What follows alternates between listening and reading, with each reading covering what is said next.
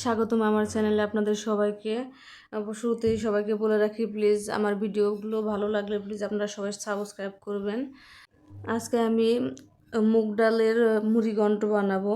আমি প্রথমে চলে যাচ্ছি রান্নাঘরে। এখানে আমি আলুগুলো এবার টুকরো টুকরো করে কেটে নিয়েছিলাম, সেগুলো তেলে ভেজে নিচ্ছি। গোল্ডেন কালার আসা পর্যন্ত এগুলো ভেজে নিতে হবে। এর মধ্যে সামান্য পরিমাণ লবণ ও হলুদ দিয়ে ভেজে নেব আলুগুলো। এই আলুটা আমি মুড়িঘণ্টের মধ্যে ব্যবহার করব। আলুগুলো ভাজা হয়ে গেছে, সেগুলো নামিয়ে নিচ্ছি। এখন আমি ওই তেলের মধ্যেই মাছের মাথাগুলো ভেজে নেব। আমি রুই মাছের মাথা দিয়ে মেনলি মুড়িঘণ্টটা করব। এই রুই মাছের মাথাটা ভালো করে ভেজে নিতে হবে, যাতে কোনো রকম কাঁচা কাঁচা গন্ধ না আসে। এই জন্য একটু বেশি সময় নিয়ে ভেজে নিতে হবে। আমার মাছগুলো ভাজা হয়ে গেছে, আমি এখন এগুলো নামিয়ে নেব।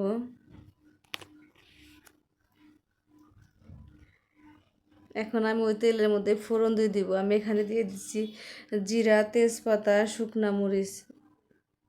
এগুলো হালকা একটু ভাজা ভাজা হয়ে গেলে এর মধ্যে আমি দিয়ে দিব গরম মশলা। গরম মশলার মধ্যে আমি দিয়ে দিচ্ছি লবঙ্গ, দারচিনি, গোলমরিচ, এলাচ।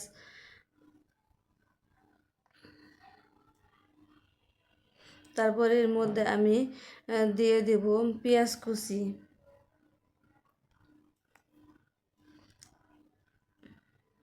পেঁয়াজ কুচি দিয়ে হালকা পরিমাণে ভেজে নিতে হবে।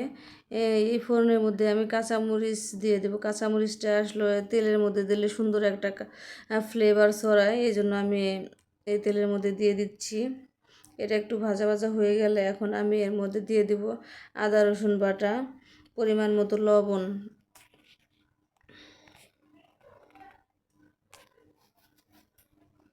এরপর আমি এর মধ্যে দিয়ে দিব পরিমাণ মতো হলুদ, মরিচ ও ধনিয়া গুঁড়ো।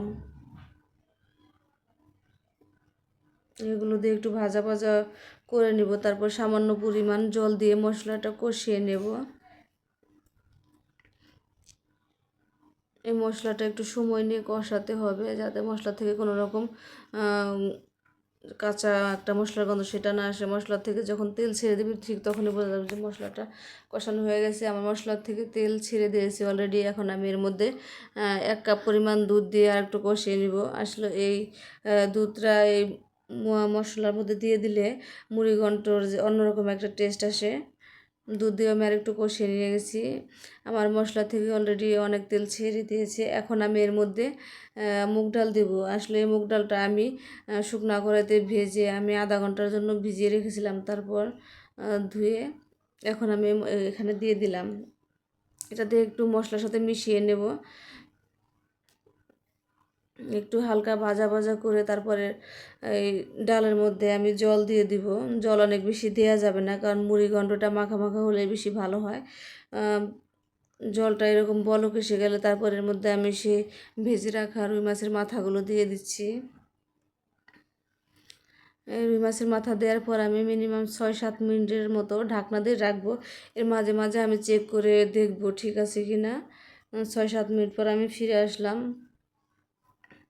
আমার ডালের জলটাও শুকিয়ে গেছে, ডালটাও অলরেডি সিদ্ধ হয়ে গেছে, মাথাটাও সিদ্ধ হয়ে গেছে।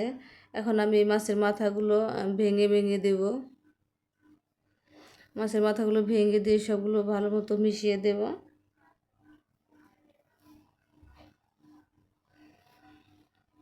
এরপর আমি সেই ভেজে রাখা আলুগুলো দিয়ে দেব।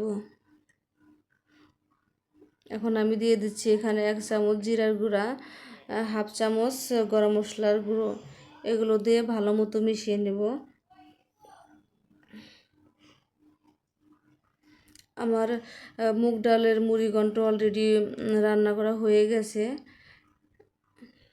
এখন আমি সামান্য পরিমাণ ঘি দিয়ে এটা নামিয়ে নেব। ঘি দিলে সুন্দর একটা ফ্লেভার আসে।